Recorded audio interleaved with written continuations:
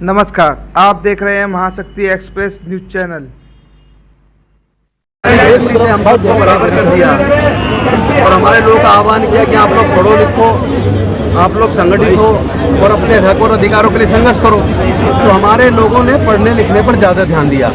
अब जब पढ़ लिख कर हमारे लोग काबिल हो गए और वो यूपीएससी में भी 5 साल के अंदर 2 बच्चों ने टॉप कर दिया, 2 एससी बच्चों ने और 1 ओबीसी बच्चों ने, इससे ये लोग हिल गए।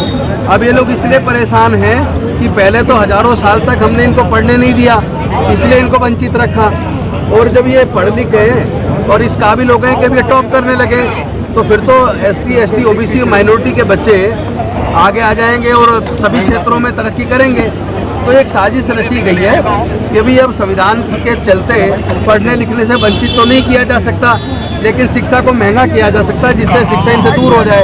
और इन्होंने शिक्षा को प्राइवेटाइज कर दिया, प्राइवेट पब्लिक स्कूल्स खोलकर, प्राइवेट कॉलेजेस खोलकर, और इतनी महंगी शिक्षा कर दी कि वो हमारे लोगों से छीनने लगी है। लेकिन उसके बाद भी हमारे लोग मेहनत मशक्कत करके आगे निकल के आ रहे हैं, तो अब उनको पच नहीं रहा है, इसलिए उन्होंने लेटरल एंट्री से डायरेक्ट आईएएस बनाना शुरू किया है। और जितने लोग लेटरल एंट्री से डायरेक्ट जॉइंट सेक्रेटरी और डायरेक्टर्स वगैरह लगेंगे, उतने ही लोग सिविल सर्विसेज की जो जितनी भर्ती होनी होती है उतने लोग उसमें से कम हो जाएंगे।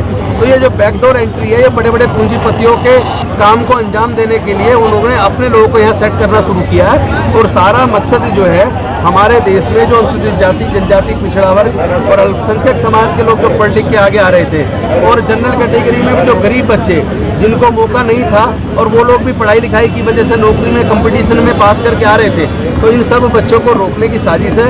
और मैं समझता हूँ जो सिविल सर्वेंट्स हैं, जो ब्यूरोक्रेट्स हैं, जो लोग बड़ी अपेक्षा रखते हैं कि हम आईएएस बनेंगे और उसके बाद जॉइंट सेक्रेटरी बनेंगे, तो मुझे लगता है उनके भी रास्ते में एक तरीके से बाधा पैदा कर दी गई है।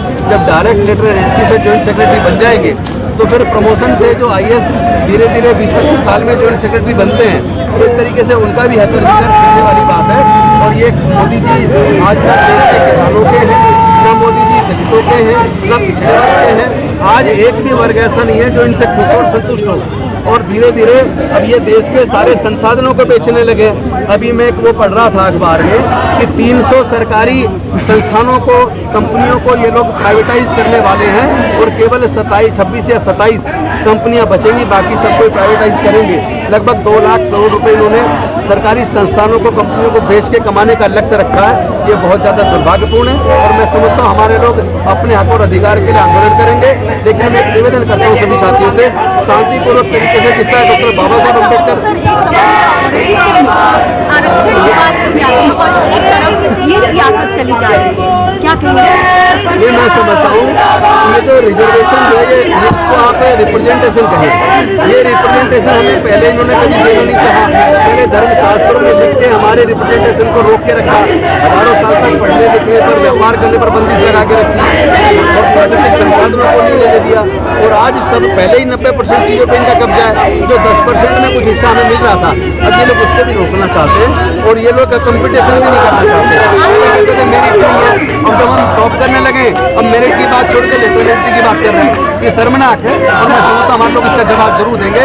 लेकिन मैं आपके माध्यम से सबसे निवेदन करता हूँ कि हमारा जो आंदोलन है वो शांतिपूर्ण तरीके से, संवैधानिक तरीके से होना चाहिए और फिजिकल डिस्टेंसिंग मेंटेन करके लोग मास्क जरूर लगाएं। आज जो है आपकी कुछ मांगे भी हैं?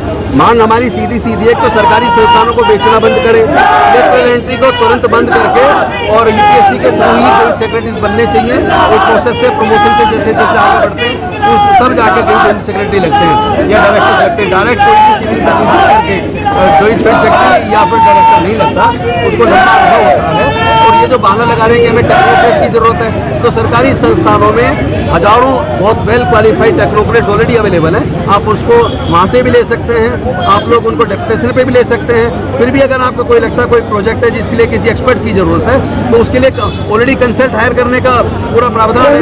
सारी कंपनियां कंसल्ट हायर करती है, कंसल्टेंसी लेती हैं और उस प्रोजेक्ट के लिए कंसल्ट हायर करती है, उसको पैसा देती है कंसल्टेंट को।